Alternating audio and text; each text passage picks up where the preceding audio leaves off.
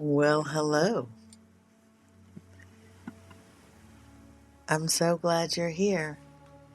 And if you're new here, well, welcome in. Pull up a chair and let's talk about the Gilded Leaf. This is a space for tea, soul work, and plant wisdom, for the quiet conversations that live beneath the surface.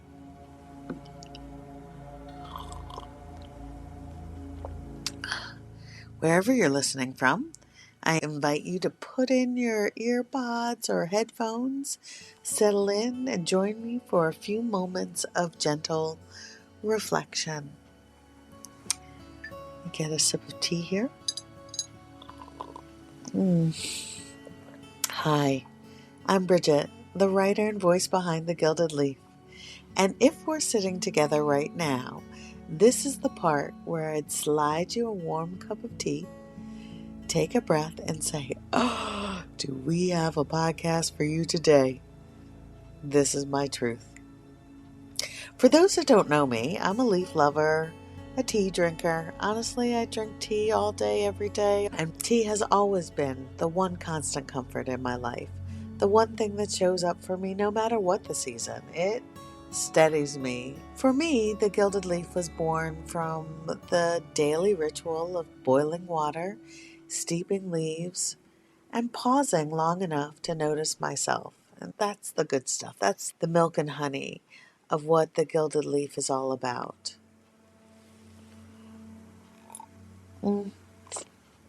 It's been my passion, something that I could offer my little corner of the world to build community, to share education about herbs, and to honor the beauty of plants and the gentle ways that they help us heal.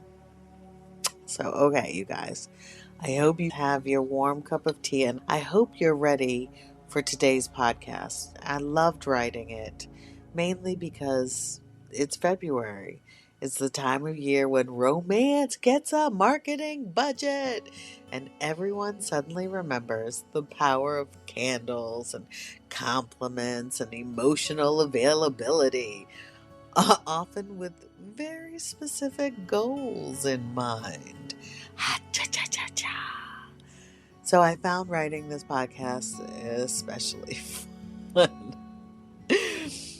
But today's steeping feels right on time. It's about love, or it's about feeling sensations. So in my cup today, I made a sensual warming blend of damiana, rose, hibiscus, cinnamon, and vanilla, and it's delicious. And yes, it's February, and the proverbial hearts are everywhere, and desire is suddenly being marketed with alarming enthusiasm. So let's talk about why I chose damiana. So many of you might not know the herb damiana, but it has had a long history as an aphrodisiac, but not in the loud, gimmicky way people expect. Certainly, I encourage you to look this fabulous herb up for all of her benefits. But however, damiana works quietly.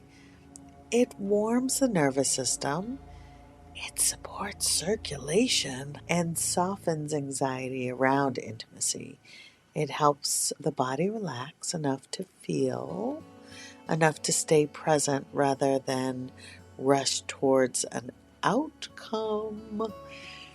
And damiana doesn't demand performance, it invites response.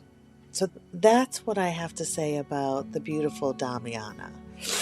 Then I mixed in rose because rose brings emotional safety and tenderness, reminding us that desire doesn't have to armor itself. I added hibiscus for vitality and blood flow, which we all know it's very important. Just enough wakefulness to feel alive again. Cinnamon, which of course offers warmth and confidence. the subtle internal permission slip that says, I'm allowed to want what I want and I want this. And vanilla, which softens the whole experience, grounding pleasure in comfort and familiarity.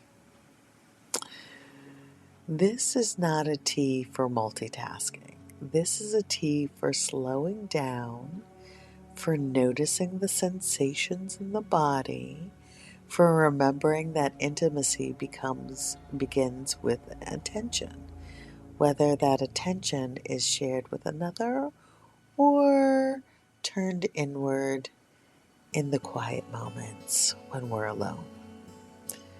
So let it steep fully, because this blend likes patience.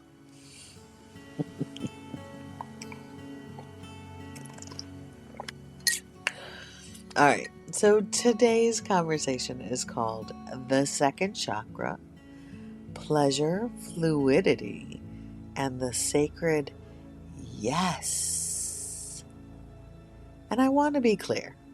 This is not a conversation about sex, though this is a podcast as the calming of kind of, let's say, warm water flowing over your body, not about the fireworks. Think inhabiting the body rather than announcing it. And that's how I'm going to write this. The second chakra doesn't whisper. It Sometimes it Sometimes it waits patiently while we overthink our way around what the body already knows. This is the center of pleasure, creativity, emotional flow, and desire. But more than that, it's the center of permission. Permission to feel, permission to want, permission to be ooey gooey, permission to respond honestly to what's happening in our body. In the balanced state of the second chakra, it feels fluid and responsive. Creativity moves without force. Pleasure is available without urgency. Intimacy feels mutual instead of negotiated.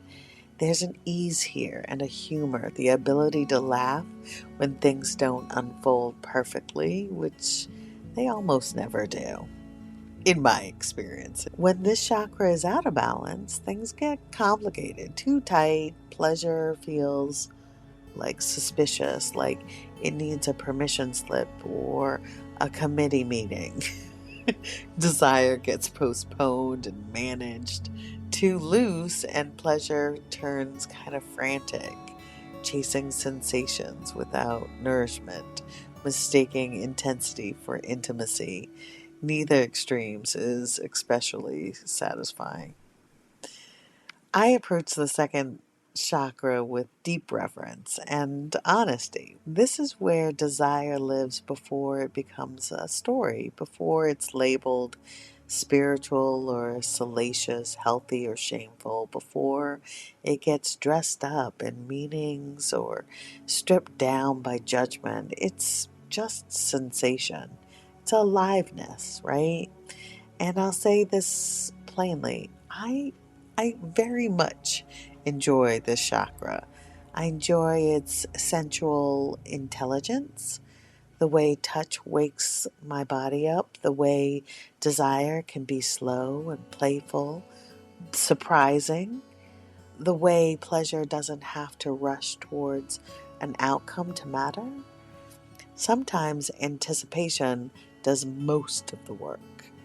Sometimes it's the laughter. Sometimes it's the confidence that comes from knowing you don't have to perform to be desirable. And there's a reason that the scene in When Harry Met Sally still resonates to this day. You know, the one where Sally demonstrates how women fake orgasms while Harry stares into the abyss of his own assumptions in the deli. I think it's so funny because it's so exaggerated and yet so poignant. But it's also funny because it's familiar, right? Performance learned in a world that didn't always feel safe enough for honesty. And that scene isn't about sex, it's about attunement, right? About what happens when sensation gets replaced by expectation, when pleasure becomes something we manage instead of something we listen to. The second chakra remembers that history gently, without shame. Nothing kills intimacy faster than taking ourselves too seriously. And I think the second chakra agrees.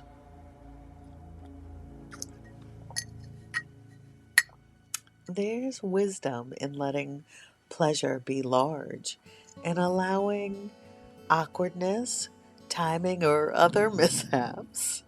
The one sock on, what's that about? Or too much or not enough lubrication? The deep relief of realizing intimacy doesn't require perfection, just fun, sexy presence. And of course, the chakra doesn't exist alone. So when I talk about chakras and these energy systems in the body, I love talking about it as a whole, but individually as well.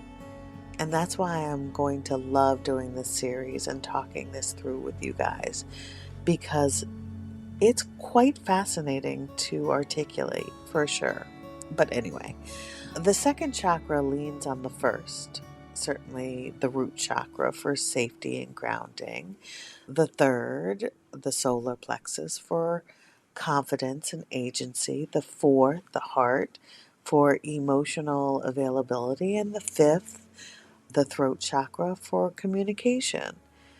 And when these systems are aligned, desire doesn't feel risky. It feels frisky and fun, nourishing and satisfying. Pleasure doesn't feel chaotic. It feels steady and felt and seen. That's the sacred yes at its best. Bold and tender, amused and alive, and simply just felt. So that's as far as I'm going to go with the second chakra for today. I think I'm going to stop here because I think that the sacred yes has been found. And so before we part for today, I want to thank you. Thank you for being here, for listening, for showing up, and for making space for the quiet things that move the heart and warm the soul. I hope this felt less like a podcast and more like a shared moment. That's certainly my goal, like sitting with an old friend with a warm cup of tea where nothing needs to be fixed and nothing needs to be rushed.